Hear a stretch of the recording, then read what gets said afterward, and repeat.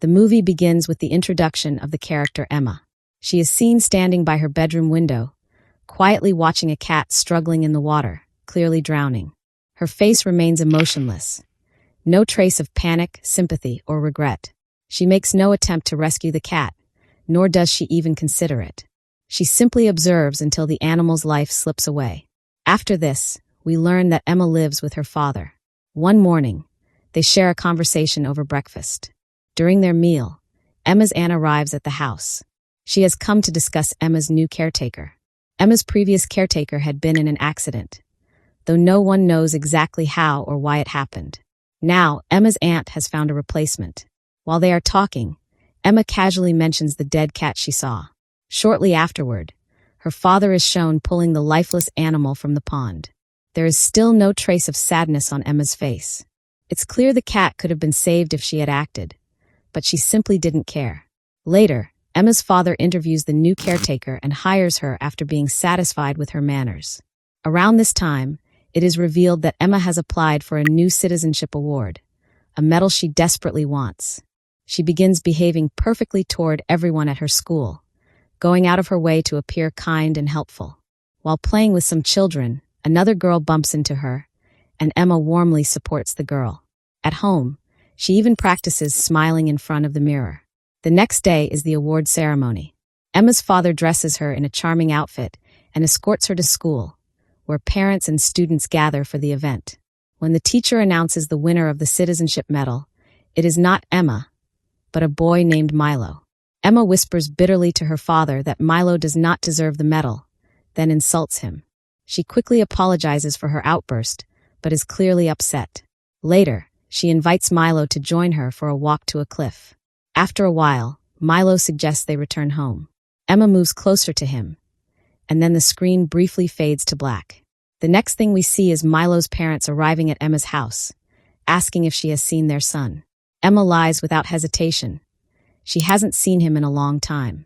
Moments later, some girls run by, screaming for help. They have come from the direction of the cliff. Milo's parents follow and find their son's body in the water.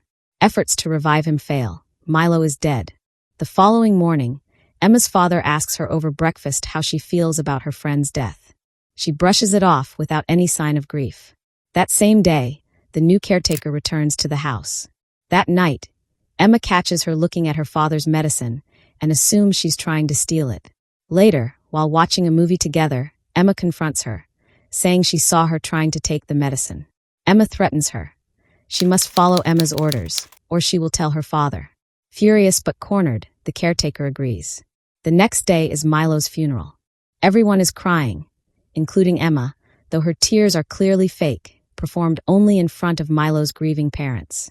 Later, when Emma's father speaks to them, they mention that Milo's medal has gone missing. Suspicious, her father enters Emma's room while gathering laundry and finds the medal hidden there. He also discovers photographs of Emma staring at Milo, deepening his unease. The next day, Emma's teacher arrives with an investigator. She tells Emma's father that several children saw Emma with Milo at the cliff before his death. That night, her father questions Emma directly. Had she gone to the cliff with Milo? She denies it flatly. When he presses that witnesses saw her there, she lashes out, accusing Mrs. Ellis, her teacher, of lying because she dislikes her.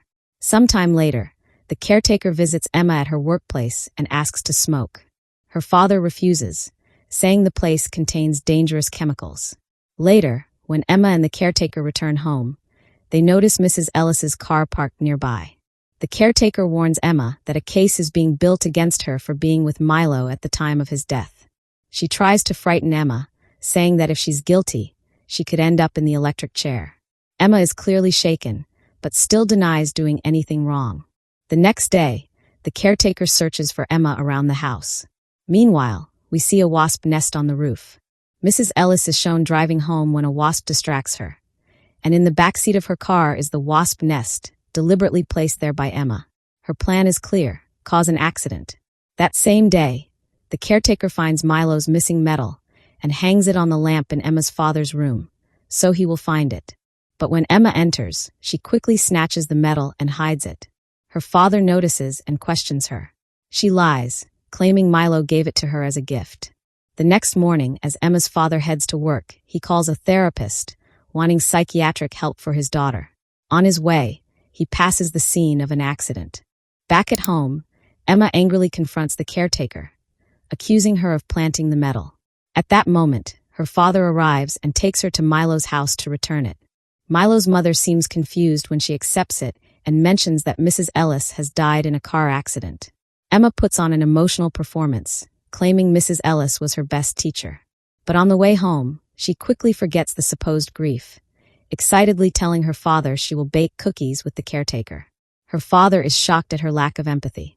At work the next day, Emma's father realizes the wasp nest is gone from his home. Another sign his daughter may have been involved in Mrs. Ellis's death. Emma has her first meeting with the psychiatrist, who later tells her father she appears to be a normal child. Emma has charmed him completely. Later, the caretaker, Chloe, tells Emma she might become her stepmother because Emma's father likes her. Enraged, Emma confronts her father about it. He offers no answer and walks away. That night, Chloe hears a noise outside and goes to investigate. She follows a shadow into the outbuilding, but the door slams shut, locking her inside. Moments later, flames engulf the building. Through the window, Chloe sees Emma watching, the one who set the fire. Chloe dies in the blaze. When Emma's father learns what happened, he calls the fire department, but it's too late. Later, he goes to her room and demands the truth. Did she kill Milo? She admits she pushed him from the cliff. Did she cause her first caretaker's accident? Yes. She pushed her down the stairs after she grabbed her arm. Did she kill Chloe? Yes, because she tried to be her stepmother. Now knowing the full truth, Emma's father is horrified. She promises she won't do such things again, but he is deeply afraid of her. The next day, a police officer calls, wanting to see Emma. Her father lies, saying she has a high fever.